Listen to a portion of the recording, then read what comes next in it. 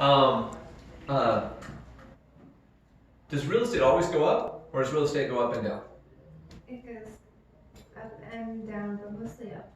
You're absolutely correct. I completely agree with you. What happened in 2008? It went down. It went down for the second largest since the Great Depression. In Snohomish County, it actually dropped 41%. So here's the stats. Here's what's showing you how we're in the best seller's market ever right now. Here's the other stat showing you we've only made 1.78% in Snohomish County this year, and last year we made 7. So if you were a betting woman, would you bet the market's speeding up or it's slowing down? These are the real stats. It's 1.7 and 7.2. So would you bet it's speeding up or slowing down? Slowing down. You're absolutely correct. So when I say that there may be a drop in your equity, there's clearly market statistics right here showing you the market is starting to slow. See, me and my friends, we like to talk about it like it's a rocket. And the rocket's going up, and on NASA, they shoot the rocket up and burn, and then they cut the fuel. But the thing keeps going. See, the fuel, I believe, has already been cut. And it's just kind of coasting upwards right now. What happens after the rocket finishes its trajectory?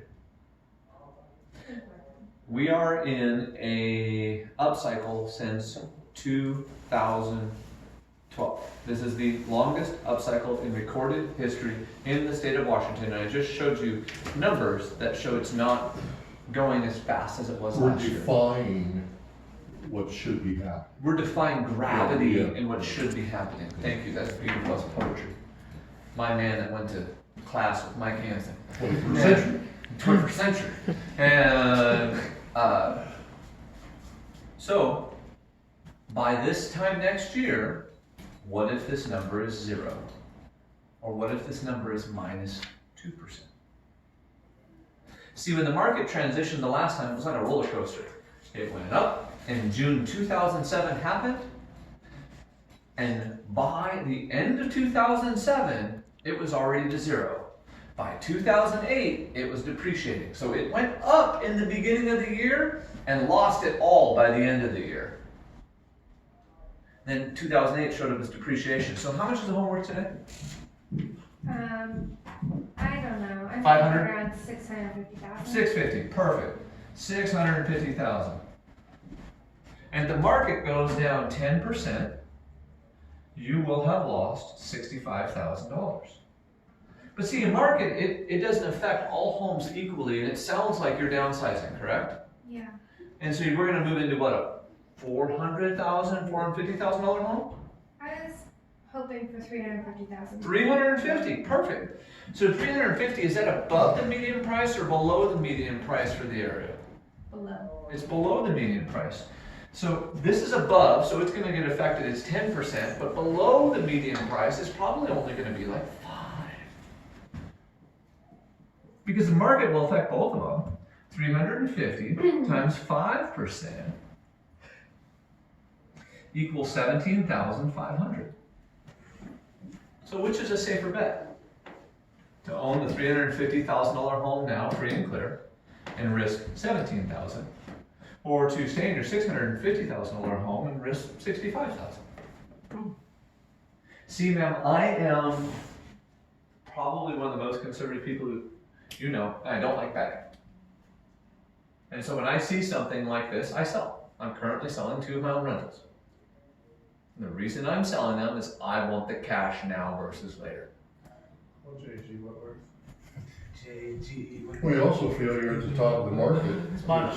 If you go by timing, now it's time to sell. And so your goal is to sell your home, and you've got some cash reserves? A lot of equity. Huh? Equity. So just pure equity is gonna buy your next home. Yep. If that's the case, you're a cash buyer. Mm-hmm. And you can go in, if nothing else, we can write a transaction for you pending, a contingent on the pending sale of your home, in which case you can go buy their house cash, no bank, no appraisal. You're very powerful.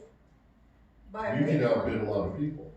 And Wait, a contingent offer? I heard that's not very good. well, pending contingent's different, and pending contingent, I'm gonna pay your whole home off in cash is also different. Okay. And we could also bet. Are you Yeah, willing it's to a bet? pending, it's pending on the, it's not, it's a contingent on the pending sale, not contingent on the sale.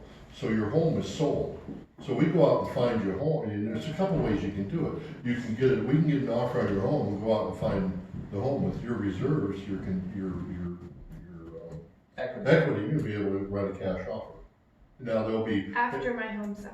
Yeah, there'll be, the evidence of funds will explain that, but you're powerful, especially if we can demonstrate to the listing agent on the home you're gonna buy. This that person you're- can also most likely get a bridge loan, I'm gonna throw that out there. Yeah, you can do This that too, person- that'll cost you I've what, tried. that's about a half a Also, point. Original. cash out Yeah, refi. it's about a half a point, right?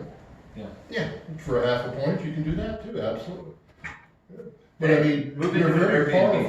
powerful. They got a lot of juice and they don't know Yeah, move into sell your home, move into an Airbnb, and then let me come in and crucify all the other buyers Yeah. with cash. it. I know it, I know it. That's what I would tell them. And the second thing I would tell them is, here's the other thing you're experiencing. You're telling me you want to do this, emotionally you're attached to this, and this home is not as nice as this one.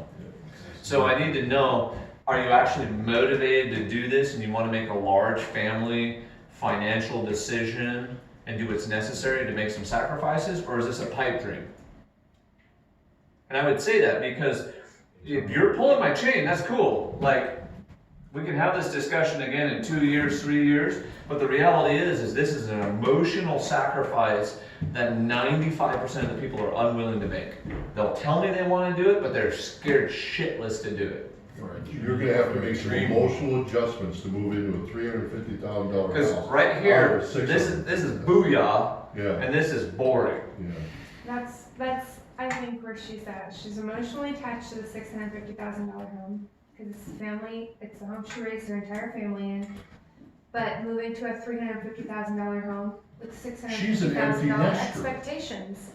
Hold on, wait, she's an empty nester too? Yeah. Oh, okay, so are your kids ever coming home? Well, I mean, maybe. Hope not. We want them to have their rooms available. Oh, if they I do. love that, that's so respectable. Yeah, the So do mom your will kids be- pay your mortgage when you're out of money? No, but I mean, we have big family events and stuff. Sure. We want to make sure that everyone always has room. Is there signs that our whole economy is headed for a recession right now? This is all I want you to consider. I love what you're saying about your family. I feel the same way. Matter of fact, my wife and her brother have said specifically that we probably have to buy the home in Olympia on Johnson's Point when her parents go to sell it because they're so emotionally attached to it. And you know what I tell Bob and Judy every single time the conversation comes up? I tell them, go ahead, sell the home, I support you. Because see, I understand that this is a better financial decision for the family that shouldn't be all just based on emotion. So do we want to do what's right for the family and move this forward and get you into the home where you will own it free and clear, or do you want to take a risk? It is literally this simple. Plus the taxes. Plus the taxes. Okay, last objection. One other object. Anything else we run into?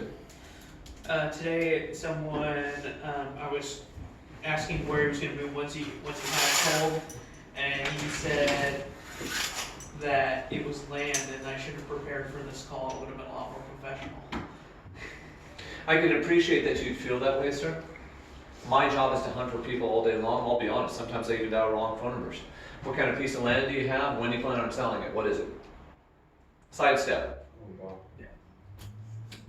Okay, anyone else? You should have prepared better for this call. Lance, you should have prepared better. Oh, your seller telling me that? Not his seller telling you that. Well, sir, the information I have, my job right now is just to find people who might be interested in buying or selling. Do you have an interest in selling this property? Same version of sidestep. Yeah. Then at that point, if you're interested, then I could do some research and probably know as much about the property as you. Otherwise, what difference does it make? Sir, did you research me before you answered the phone? How about, I'm just not interested in selling right now. So when you were talking about selling your home before, where were you gonna go? You gotta go back and reinflate the dream. Right. I'm just not interested in selling right now, it's usually I'm beat up. Okay? But the reality is this market coming to an end? It has to. It's coming to an Stop end. filming me, Jennifer. You don't have permission to do that. Sorry. It's over there. No, it's in the agreement. There we go. You see, you missed the fine print that you signed. Really looks like she's pointing directly at me. She was. Yeah. Yeah. Well, just in our, in us calling the people that we have in our actual database, Boomtown, there's people that said, where'd you get my number? I have no desire to sell my home. Why are you calling me? I apologize. Do you know of anyone else who's thinking about buying or selling any real estate? Nope. By the way, since I've taken time out of your busy days, is there anything I can do to help or serve you today? No, don't help and serve me. Leave me alone. Don't you dare. I know. Oh, I'm sure. There's angry people out there that just don't want you calling their number. That's fine. And what's funny is if you look, it'll tell you where it came from. You came from a Facebook